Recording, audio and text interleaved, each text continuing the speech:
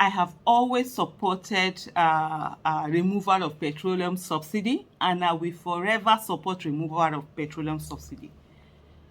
In 2012, when they did the Occupy Nigeria protest, for me, that was the reason why I didn't join that protest. Probably that would have been my first protest before first national protest before the Bring Back Our Girls protest.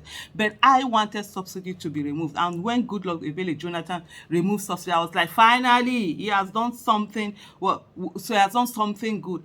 For a lot of people who felt, I was arguing with a lot of people, though I wasn't on social media then. I was arguing with a lot of people, and I said, look, because for most of them they said, oh no, that even if they remove subsidy, people will still eat the money. The corruption was very high. Fine and good. Yes, there was a lot of corruption at that time, and even up till now the corruption has even worsened. But what I kept saying at that time was that, look, instead of fighting subsidy removal, why don't you fight for against that corruption? For me, that made more sense. And I was like, wow, we're subsidizing luxury. This whole subsidy that we're talking about is for PMS, it's for petroleum, it's not for diesel. I was a transporter at that time, and I knew there was no subsidy on diesel. We were all buying diesel at whatever market this thing it was, and I felt diesel was one that had more commercial value than petroleum, than PMS. So why are you subsidizing the one that is more for luxury rather than the one that is more for commercial value? Any big vehicle, the ones carrying passengers, the ones carrying goods, they use diesel. Industries, companies, organization, manufacturing, they use diesel. So why is that not being subsidized? Why are you subsidizing this petroleum, where at the end of the day, some of them, they don't even bring this petroleum, they collect their subsidy. There was a lot of scam within the subsidy, the whole subsidy thing. Most of you now find out that petroleum is being taken to neighboring countries and being sold there. So we are subsidizing this for some people to be exporting, now carrying the same petrol that has been bought, to be exporting it to other countries and making money out of it. And so for me, I was forever, and I will be against that subsidy. But then here is the catch. You can't just come and remove subsidy, you understand, without putting things in place. In everything that is being wrong, you can do the right thing in the wrong way. You understand? And so because the right thing is done and it's done in the wrong way, wouldn't mean that, oh, you will not call out that wrong way of doing it. Yes, if government is going to remove subsidy, which this illegitimate government has done, to say, okay, they've removed subsidy, what other things are you doing? How come you're not removing cost of governance? You're not reducing cost of governance. Nothing is being reduced. You're still spending as much as we're doing before. There's no government saying, okay, we on our own, on the part of government itself, we're going to reduce a lot of things, and then make sure that we also are contributing to this sacrifice.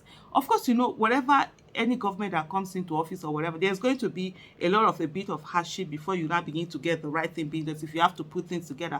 But when you see that everybody is facing that hardship, everybody is going to that, the government and the people, and then you see that there are policies in place that are taking you forward, people will not be mentally prepared to say, okay, let's ride this little bit of tough stuff to be able to get to the good part.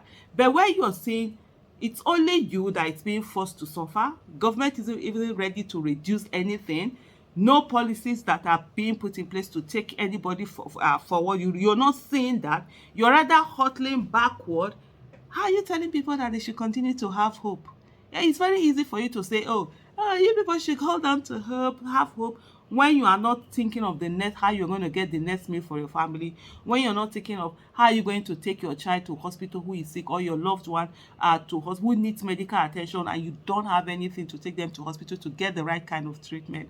It's easy when you are not going through that, when you're not watching your kids, pining away, just losing weight out of hunger because you're unable to feed them, or your kids are at home, they are not in school because you're unable to pay their school fees and stuff like that. It's very easy for you to come and, people should have her, people should hold on to her, people should do all of those things. No, it doesn't work that way. It doesn't work that way. There has to be things that are being done for people to see this thing and say, oh, okay, there is hope here. So the issue is not about whether, some people are saying, Atiku had said he was going to remove subsidy. Peter Obi had said he was going to remove subsidy. So why are you doing this? Why are you doing that? It's not the fact that the subsidy is not the issue. It's what is being done. What is being done to ensure that corruption is stopped? Even if it's not stopped fully, as we all know, but you plug those holes where corruption is going on. What is being done about oil theft? Is there anybody talking about oil theft? We are still seeing it. I think it was Pompolo that came the other day. I was talking about the fact that, look, and was accusing the Nigerian Navy. I think there was reports of all of that. What has come out of that? Who is talking about oil theft? Are our oil still being stolen? How much is being stolen? Is that not a huge amount of money that we have there? But the question is, by the way, who are the ones stealing them? My people say that if the person that stole something from you is helping you to find it, you will never find